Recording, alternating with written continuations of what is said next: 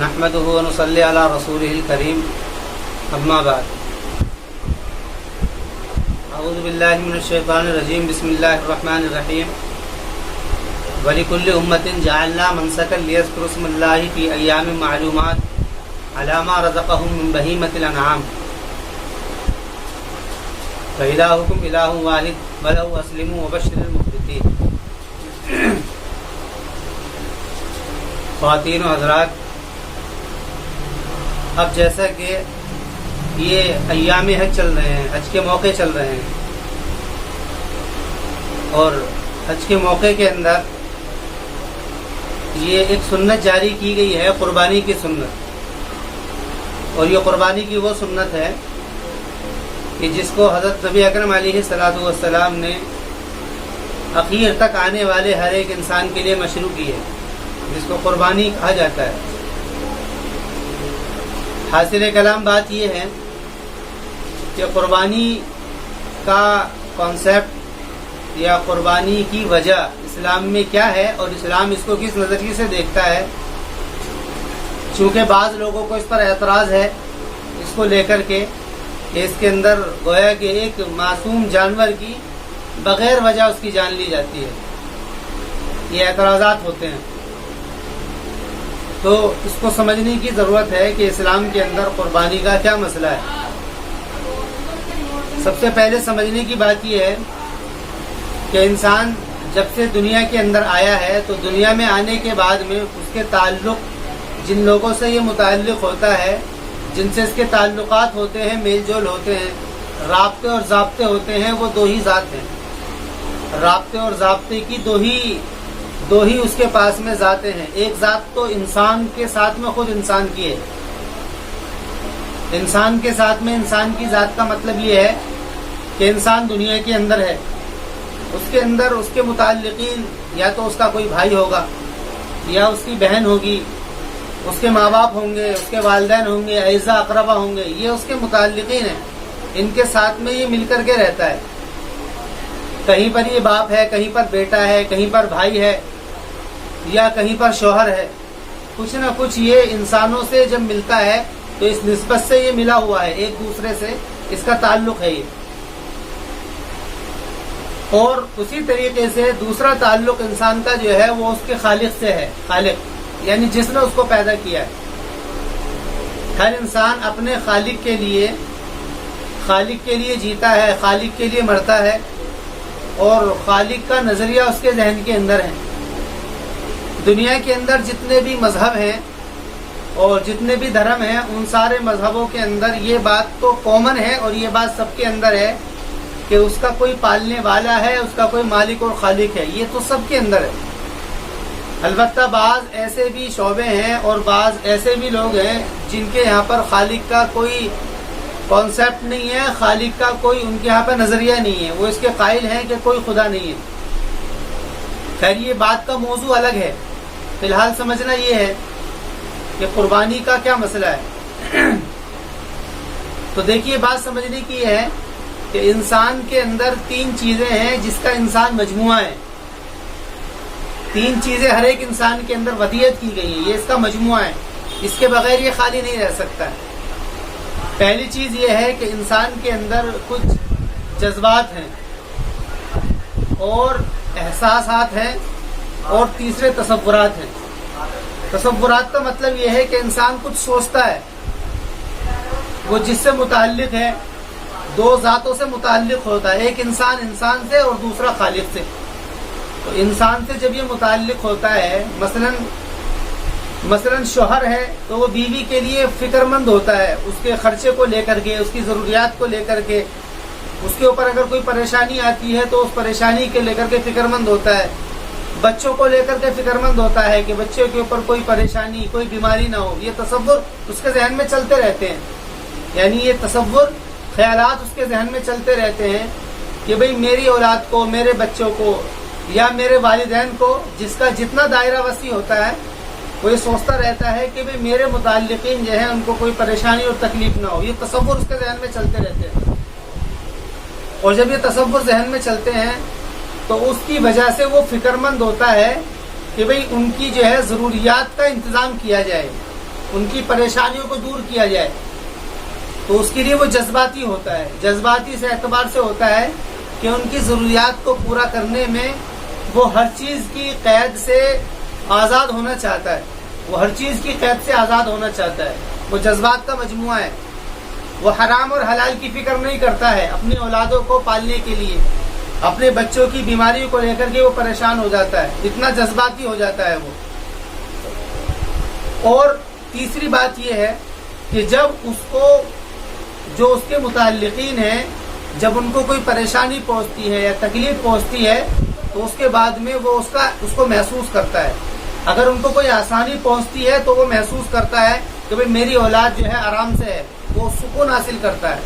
اور اگر اولاد کو کوئی پریشانی پہنچتی ہے تو احساس اس کے ذہن میں ہوتے ہیں، احساس کہتے ہیں دل میں، یعنی کہ شعور، اس کو محسوس کرنا ذہن سے، ان کی پریشانیوں کو بھی محسوس کرتا ہے اور ان کی آسانیوں کو بھی محسوس کرتا ہے۔ یہ تین چیزیں انسان کے اندر ودیعت کی گئی ہیں، جذبات، تصورات اور احساسات، ان تین چیز کا مجموعہ ہے۔ تو اللہ رب العزت نے انسانوں کو انسانوں سے متعلق ہونے کے لیے تصور بھی سمجھائے ہیں کہ کتنا ان کے لیے متفکر ہونا ہے، اور جذبات بھی سمجھائے ہیں کہ کتنا جذباتی ہونا ہے، کہ جذباتی اتنا نہیں ہو جانا ہے کہ حرام اور حلال کی تمیز کھو دی جائے، حرام اور حلال کی تمیز کھو دی جائے۔ اور پھر احساسات اس کا دیا ہے کہ اگر ان کو کوئی پریشانی اور بیماری پہنچ رہی ہے اور اس کی وجہ سے اگر تمہیں کوئی احساس ہو رہا ہے تو اللہ تعالیٰ کی طرف سے بیماری اور پریشانی کو سمجھا جائے اور اللہ سے اس کے لیے دعا کی جائے۔ اب بات آتی ہے انسان کا ایک تعلق ہے خالق سے، تو جذبات اور تصورات اور احساسات، خالق نے انسان کی ان تینوں چیزوں کو جو اس کی طبیعت میں ہے، اس کے لیے اللہ رب العزت نے اپنے سے متعلق ہونے کے لیے کچھ اعمال دیے ہیں۔ اعمال اس طور پر دیے ہیں کہ انسان کے اندر تصور اس بات کا پیدا کیا ہے، وہ اس بارے میں سوچے کہ اس کا خالق کون ہے، کہ اس کا خالق کون ہے، وہ اس بارے میں سوچے۔ قرآن کریم کو ہم جہاں پر بھی اٹھا کر کے دیکھیں گے، ہر جگہ پر قرآن کریم میں مضمون نمایاں ظاہر ہوگا۔ تو قرآن کریم بات کرتا ہے، افلا تدبرون القرآن، تم قرآن میں غور و فکر کیوں نہیں کرتے ہو؟ یا ایھا الانسان ما غرک بربک الکریم، اے انسان تجھ کو اس کریم ذات نے کس نے دھوکے میں ڈال دیا، کریم ذات سے، کہ تو اس کو مانتا نہیں ہے۔ اور بھی دوسری جگہ پر ہے کہ ان فی خلق السماوات والارض، کہ زمین اور آسمان کے بدلنے میں تمہارے لیے نشانیاں ہیں، لآیات لأولی الالباب، یقیناً عقل مندوں کے لیے نشانیاں ہیں، وذکر فإن الذکریٰ تنفع المؤمنین، یعنی کہ قرآن کریم کو پڑھتے چلے جائیے، وہ انسان کے تصور میں، فکر میں یہ بات پیدا کرتا ہے کہ وہ اس بات کو سوچے اور وہ اس بات پر غور و فکر کرے کہ اس کا کوئی خالق اور مالک ہے، وہ تصور میں اس بات کو لاتا ہے، کیونکہ تصور اس کے اندر ودیعت کیے گئے ہیں، کیونکہ اب یہ خالق سے متعلق ہو رہا ہے، تو خالق سے جب متعلق ہو رہا ہے تو خالق کا تصور ذہن کے اندر آئے گا، تو تصور کے لیے یہ بات کہی گئی ہے۔ دوسری بات یہ ہے وہ جذباتی ہوتا ہے۔ جذباتی کا مطلب یہ ہوتا ہے کہ جب وہ اس تصورات کو سوچ لیتا ہے تو ان تصورات کی وجہ سے اگر وہ اس کو سمجھ لیتا ہے، خالق کو سمجھ لیتا ہے، پھر اس کی دلچسپی اس بات میں ہوتی ہے کہ وہ اس خالق کے لیے کیا کرے، اس کے لیے کیا کچھ کر گزر جائے، یہ اس کی دلچسپی اس کے اندر ہوتی ہے کہ وہ خالق کے لیے کچھ کر گزرے۔ جیسے کہ وہاں پر انسان اپنے بچوں کے بارے میں سوچتا ہے تو ان کے لیے جذباتی ہوتا ہے کہ ان کے لیے کیا کچھ کر گزرے، ایسے ہی خالق کے بارے میں کیا کچھ کر گزرے، تو اس کے لیے اللہ رب العزت نے مراسم عبودیت طے کیے ہیں۔ مراسم عبودیت کا مطلب یہ ہے کہ مخلوق اپنے خالق کو کیسے پکارے گی، کیسے اللہ تعالی کی اطاعت کرے گی۔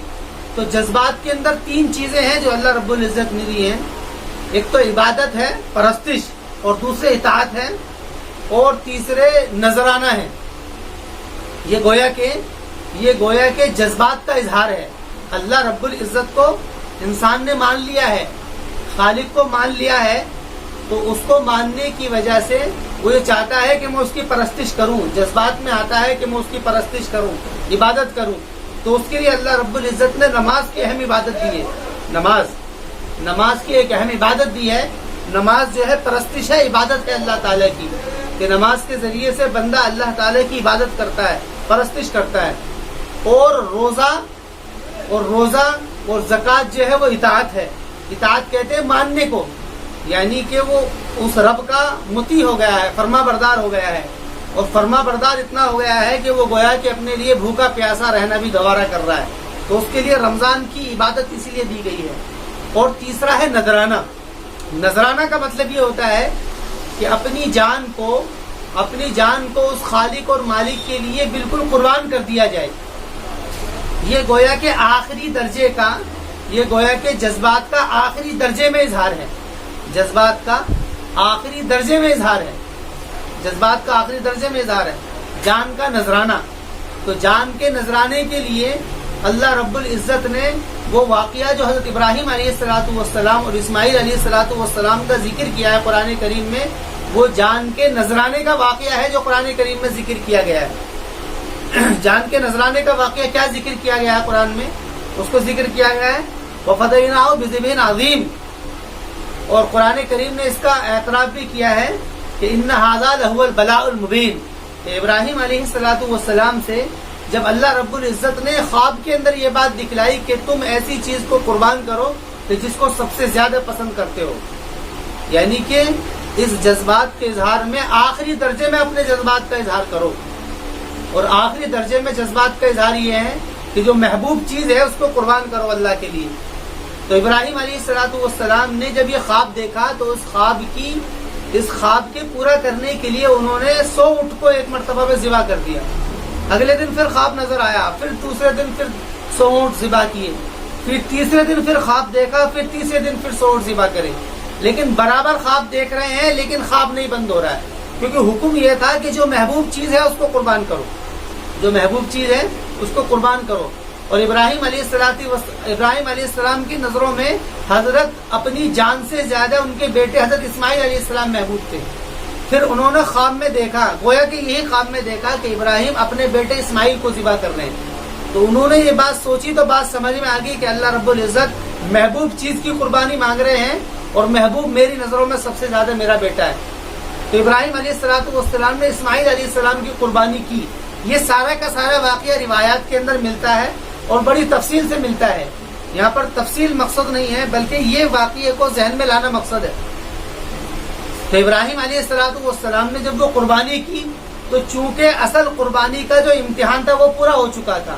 مقصد اسماعیل علیہ السلام کی جان مارنا نہیں تھی، بلکہ اللہ تعالیٰ کی محبت کو تمام مخلوق کی محبت کے اوپر فوقیت دینا مقصد تھا ابراہیم علیہ السلام کے دل میں. تو یہ بات ثابت ہو گئی. کیوں؟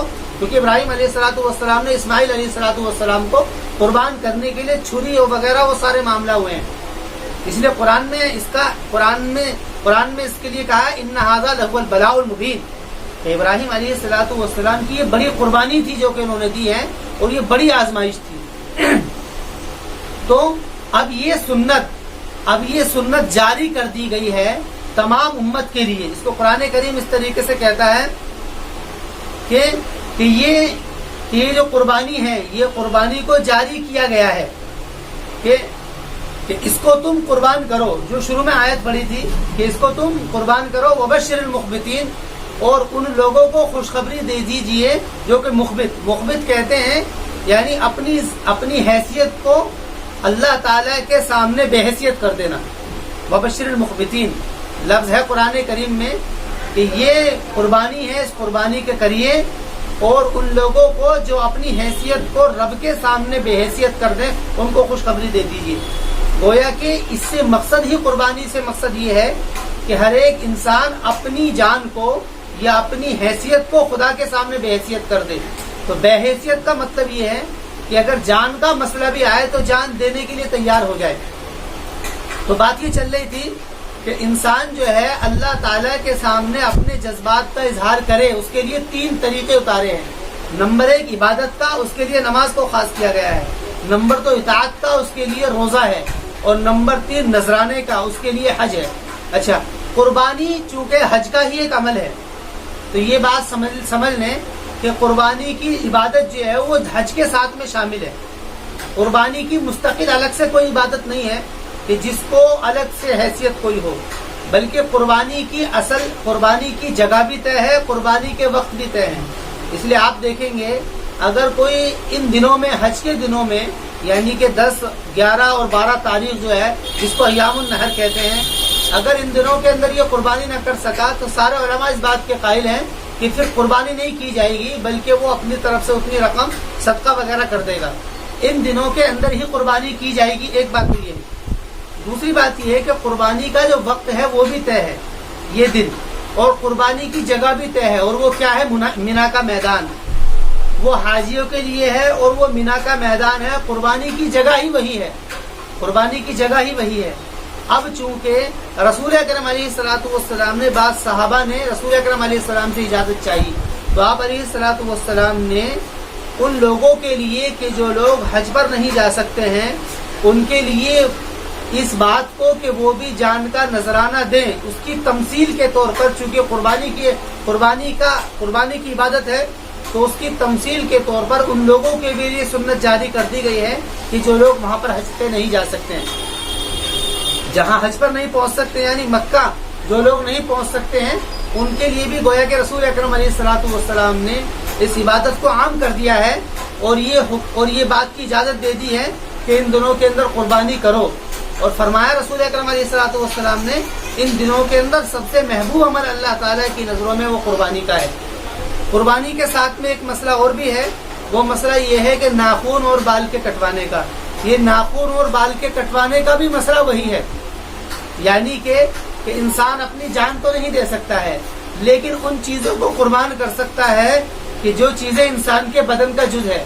مثلا ناخن انسان کے بدن کا جز ہے، بال اس کے بدن کا جز ہے، تو گویا کہ اگر اس کے علاوہ کوئی چیز کاٹتا ہے تو اس سے دکھ تکلیف ہوتی ہے۔ تو اس بات کو یعنی یہ بات ذہن میں رہے، یہ جو جان کے نذرانے کی تمثیل ہے قربانی، یہ بات ذہن میں رہے، اور یہ گویا کہ انسان اس بات کا ثبوت پیش کرتا ہے کہ اگر اللہ تعالیٰ کے سامنے مجھے اپنے جان کے دینے کا بھی مسئلہ آیا تو میں اپنی جان سے بھی دریغ نہیں کروں گا، اور اس کی دلیل یہ ہے، اس کی تمثیل یہ ہے کہ بھئی میں ایک جانور کو قربان کر رہا ہوں۔ گویا کہ یہ ایسا ہے جیسا کہ قربان ہونے والا جانور وہ خود ہوئی ہے، جو قربانی کر رہا ہے وہ وہی ہے جانور جو کہ لیٹا ہوا ہے۔ یہ اس بات کی طرف اشارہ ہے، کیونکہ مراسم عبودیت جو ہے، یعنی کہ مراسم عبودیت کا مطلب یہ ہے کہ جو عبدیت کی جو رسمیں ہیں، جو رواجیں ہیں، وہ طریقے جو ہیں، وہ اس لیے لازم کیے گئے ہیں تاکہ ان رسم کی وجہ سے، ان نشانات کی وجہ سے کہ مخلوق خالق کی طرف جڑی رہے۔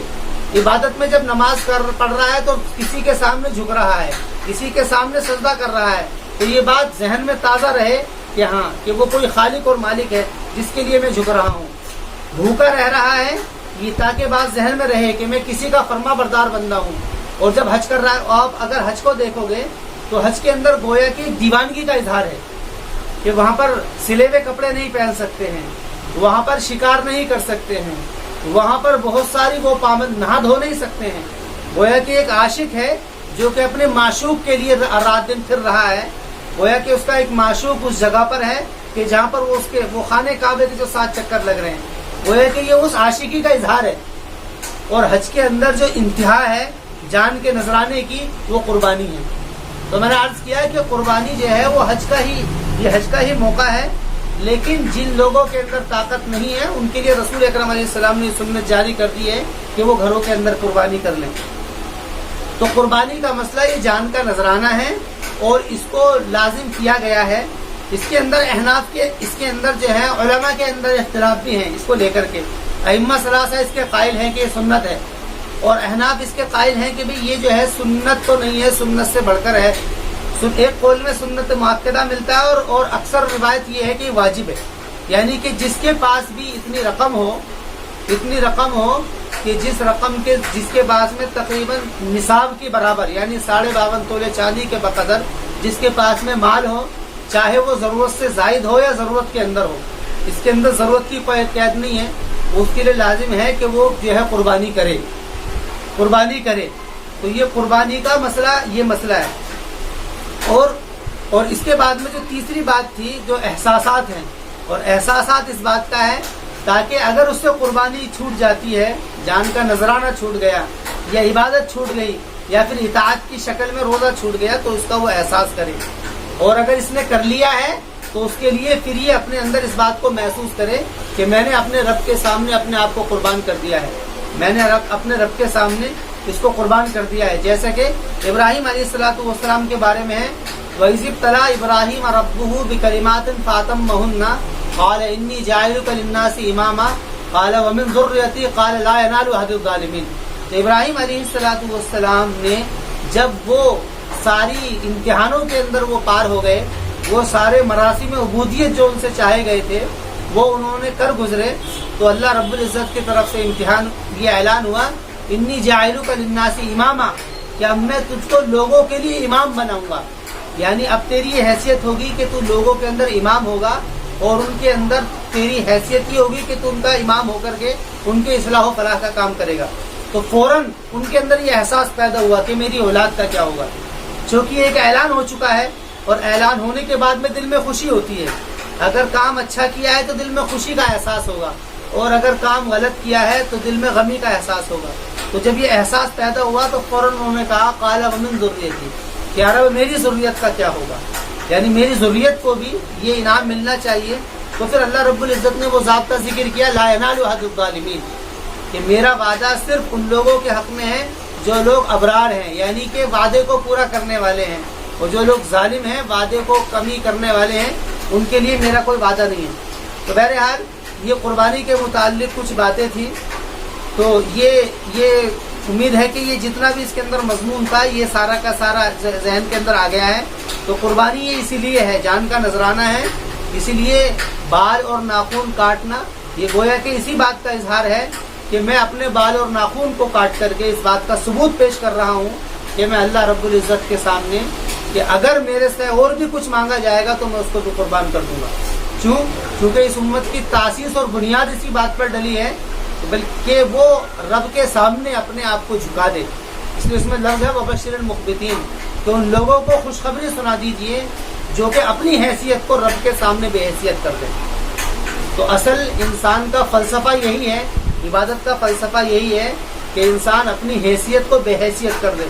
آپ اگر دیکھیں گے کہ اللہ رب العزت نے قرآن کریم کے اندر ہر پارے کے اندر اس مضمون کو دہرایا ہے، آدم علیہ السلام کا اور شیطان کے واقعے کو. تو آدم علیہ السلام نے اپنی حیثیت کو بے حیثیت کر کے اللہ تعالیٰ کے سامنے توبہ کر لی، تو اللہ رب العزت نے ان کو معاف کر دیا. اور شیطان نے اپنی حیثیت کو سامنے رکھا تو اللہ رب العزت نے شیطان کو شیطان بنا دیا، یعنی ابلیس کو شیطان کا لقب دے دیا ہے. اب اصل میں یہ خیال ذہنوں کے اندر نہیں ہے. تو عام طور سے ہوتا کیا ہے کہ لوگوں کے ذہنوں میں یہ ہے کہ بھئی یہ ایک تہوار ہے، یہ تہوار ہے اور اللہ تعالیٰ کی طرف سے یہ قربانی ہے، اسی لیے اسی تہوار کا اظہار ہے کہ اس کے اندر گوشت کھاؤ. یہ بات سمجھنے کی ہے کہ یہ تہوار تو ہے، اس کا تو انکار نہیں کیا جا سکتا کہ یہ تہوار نہیں ہے، چونکہ رسول اکرم علیہ السلام نے امت کے اندر ان دونوں دنوں کو، عید الفطر اور عید الاضحیٰ کو بطور تہوار کے اتارا ہے کہ یہ ایک تہوار ہے. لیکن اس کی حیثیت خالصتاً تہوار کی نہیں ہے، اور اس کی حیثیت خالصتاً عبادت کی بھی نہیں ہے، بلکہ اس کی حیثیت دونوں کو جمع کر کے ہے. یہ جان کے نذرانے کا دن ہے، اور پھر اس بات پر خوشی ہے کہ اللہ رب العزت نے ہماری اس قربانی کو قبول کر لیا ہے. تو اللہ رب العزت کی طرف سے یہ تہوار کا بھی دن، یہ دونوں چیزیں اس کے اندر مشترک ہیں. تو یہ دونوں چیزیں اس کے اندر مشترک ہیں. تو اس کے اندر یہ اللہ تعالیٰ کی عبادت کا ایک دن ہے اور اہم دنوں کے اندر ہے. اس لیے اس کے اندر ایک عبادت ہے جو کہ الگ سے لازم کی گئی ہے، جس کو عید الاضحیٰ کی 2 رکعت نماز، جس کو دوگانہ کہتے ہیں، یعنی 2 رکعت نماز ہے، یہ الگ سے عبادت لازم کی گئی ہے اس خیال کو پیدا کرنے کے لیے. اور اس کے بغیر پھر قربانی قبول بھی نہیں ہے. اگر کسی نے بغیر عید کے نماز کے قربانی کر دی تو وہ قربانی نہیں ہوگی، قربانی دوبارہ کرنی ہوگی. یا پھر کہیں پر نماز ہو گئی ہو عید کی اس کے بعد میں، کیونکہ اصل جو ہے یہ اس قربانی کے اندر اصل کیا ہے، وہ جان کا نذرانہ ہے. وہ جان کا نذرانہ ذہن کے اندر تاکہ سوار ہو جائے، اس لیے پہلے 2 رکعت کو لازم کیا گیا ہے کہ پہلے رب کے سامنے جاؤ اور جا کر کے پھر یہ عبادت کرو. اب اگر آپ حج کے اندر بھی دیکھیں گے تو حج کے اندر قربانی کا عمل سب سے اخیر کے اندر ہے.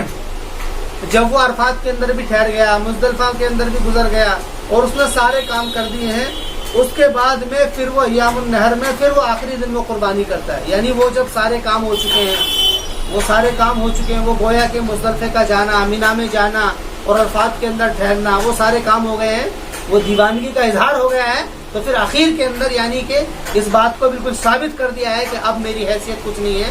اب گویا کہ جیسے میں اس جانور کو قربان کر رہا ہوں, اگر رب کا حکم ہوگا تو